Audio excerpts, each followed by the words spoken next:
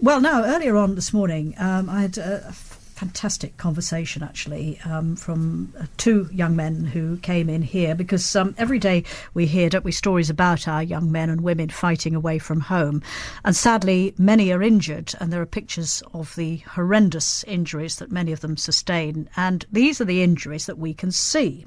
But what about the mental effects of war? Bob Paxman is a former member of the SAS and has set up a special charity to help those suffering from post-traumatic stress disorder, PTSD. And he came in with Matthew Wandsworth, who flew with the RAF. And as I said, they came into the studio earlier to talk about the charity Talking to Minds. We formed about 3.5 years ago, where we got a charity status. We're basically specialising in treating the worst cases of post-traumatic stress disorder and other severe stress-related conditions. The people that we work with have been generally refused treatment because they've been too sick to attend other courses with other organisations. They have self-medication or drugs and alcohol, violent, aggressive. So basically, we're working with the guys that nobody else can fix, and we're getting fantastic results.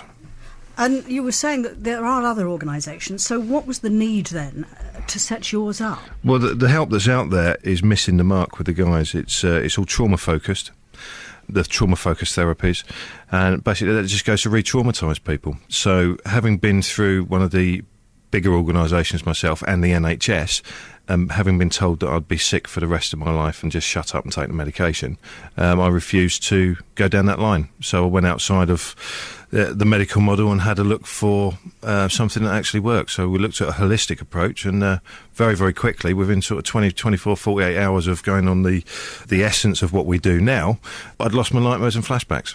So we've kind of extrapolated the whole thing, gone away and studied other approaches, and we've put a programme together that actually works. Well, let's bring in Matthew Wadsworth here, because Matthew, you were with the Chinook crew with the RAF, and you left a year ago, and you very much benefited from going along to see people at Bob's charity. Yeah, that's correct. 2007, I was in Afghanistan.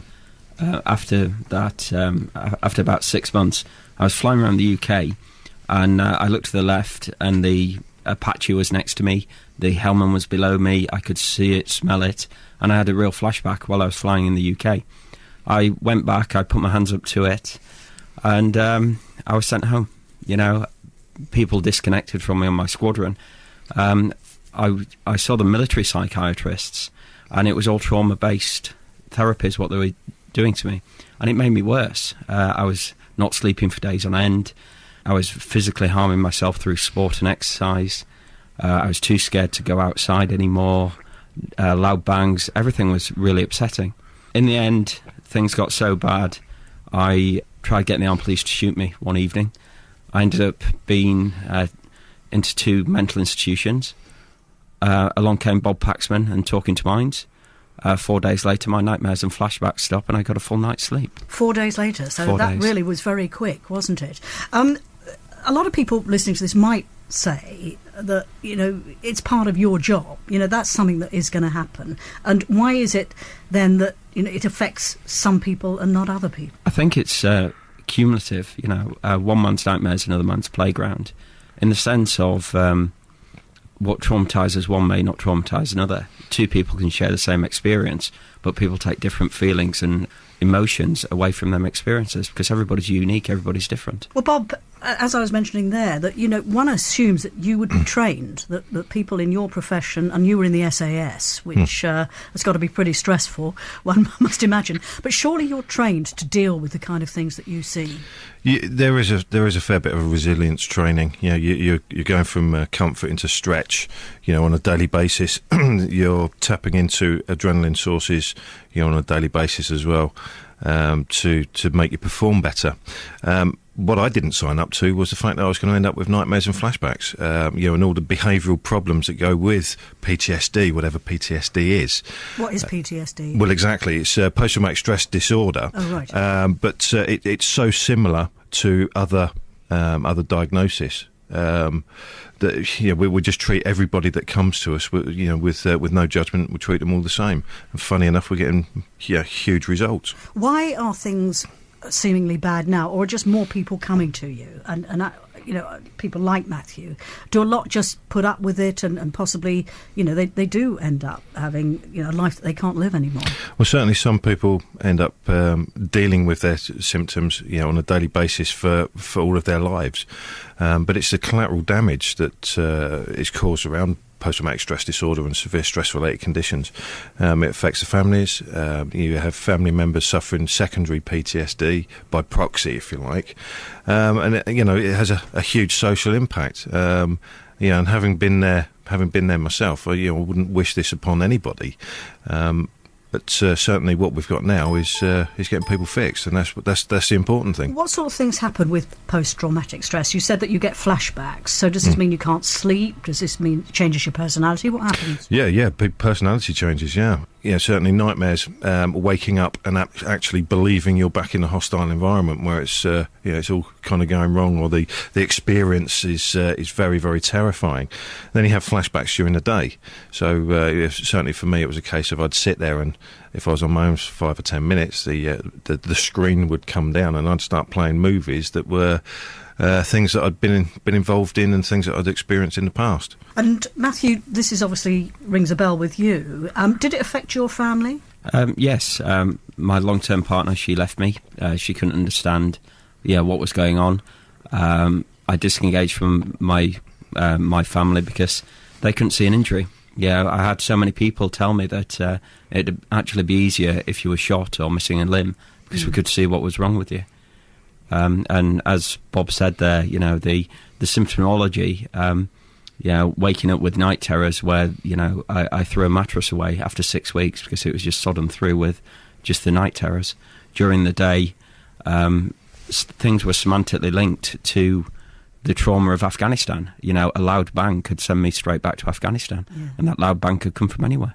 So you were saying that the RAF, although they did give you treatment of a sort, it wasn't really the kind of treatment that you needed, the help you needed? The treatment they use works for some people, but it didn't work for me, and they weren't flexible enough to find treatment for me. In the end, they wanted to contain me on antidepressants. I tried them for a while, but they trapped me within my nightmares. I could go to sleep, but I couldn't wake up from the nightmares, so that made it even worse. And in the end, they medically discharged me because the belief was that I'd never get better from it. Yeah. So you said in 4 days, which is amazing, things started to improve for you. So what did they do, and what happened to make things improve? It's a different, unique approach, and everybody's different, and we've got the flexibility to treat people as individuals. For me, everybody wanted to concentrate on Afghanistan. Well, what had I linked Afghanistan to? So we got to the root cause of the problem, where Afghanistan was the final, the straw what broke the camel's back. Well, we fixed the camel. And things did improve. I do have nightmares now and again, but I have normal nightmares. When you say fix the camel, what do you mean by that? By actually talking about it or not talking about it? Afghanistan. Not talking about it. We got to the root cause of the problem. If you like, Afghanistan in my folder was the last piece of paper which exploded my folder. Well, we looked at the first piece of paper, and everybody's so intelligent where if you learn from that first piece of paper, you can relearn everything, because instead of just looking at the last piece of paper, the big bit which was Afghanistan. And is it a charity just for people who've served and have post-traumatic stress, or could it work for people with depression? It certainly does work for people with depression. Anybody who presents, we have a duty of care to work with them. So we have blue light services, veterans and civilians alike. It's we're open to anybody who really needs the help. I was talking there to Bob Paxman and Matthew Wadsworth, and if you'd like some more information on the charity that they've set up, Talking to Minds, then you can go on to norwichmind.org.uk and find out a little bit more about that. And they're at the King's Centre in Norwich today. And also Matthew, who's actually written a book, very moving book, about his journey through life, the military, depression and post-traumatic stress disorder. And you can get a copy of that on the web, Amazon and places like that.